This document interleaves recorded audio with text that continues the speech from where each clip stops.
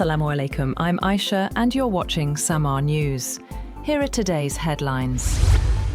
Iranian Foreign Minister Abbas Araqchi has telephoned Pakistan's Deputy Prime Minister Ishaq and Field Marshal Asim Munir to discuss the regional situation and ceasefire-related issues. Iranian media reported that the calls come as Pakistan continues efforts to support a ceasefire between the United States and Iran and push for renewed negotiations. Moreover, the United States has deployed a third aircraft carrier to waters near Iran, sharply increasing the military force available to President Donald Trump as he presses Tehran to surrender its nuclear program, reopen the Strait of Hormuz, and agree to end a weeks-long regional war. The US military confirmed that the USS George H.W. has arrived in the US Central Command Area of Responsibility. CENTCOM posted a photo on X showing the Nimitz-class supercarrier sailing in the Indian Ocean with its deck packed with warplanes.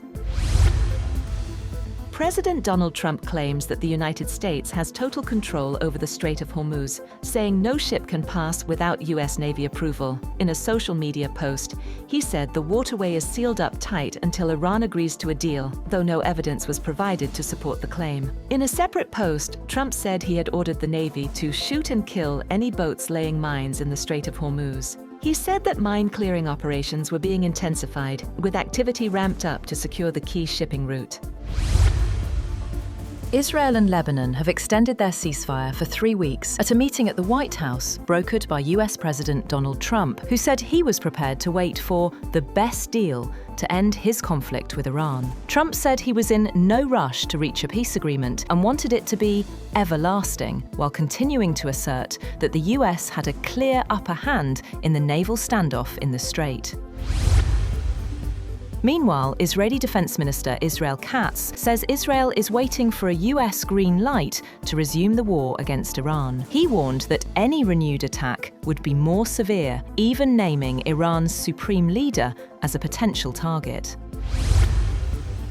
Meanwhile, China has begun efforts to help reduce tensions between the United States and Iran, according to international media reports. Beijing is seeking to play a stabilizing role as relations between Washington and Tehran remain strained. As a rising global power, China is expanding its diplomatic influence, particularly at a time when US policies have also created friction with traditional allies. Furthermore, Pakistan continues to engage on the diplomatic front, supporting efforts for lasting peace and stability in the Middle East.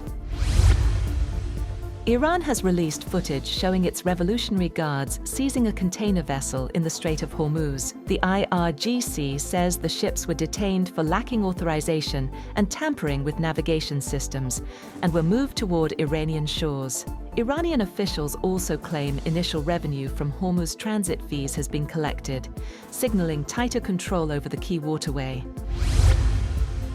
India has dismissed as uninformed comments shared by US President Donald Trump that described the country as a hellhole, saying they were inappropriate and inconsistent with the strong relationship between the two countries. The comments were made by conservative commentator Michael Savage in an episode of the Savage Nation talk radio show. Trump posted a transcript of the show on his Truth Social account on Thursday without any comments.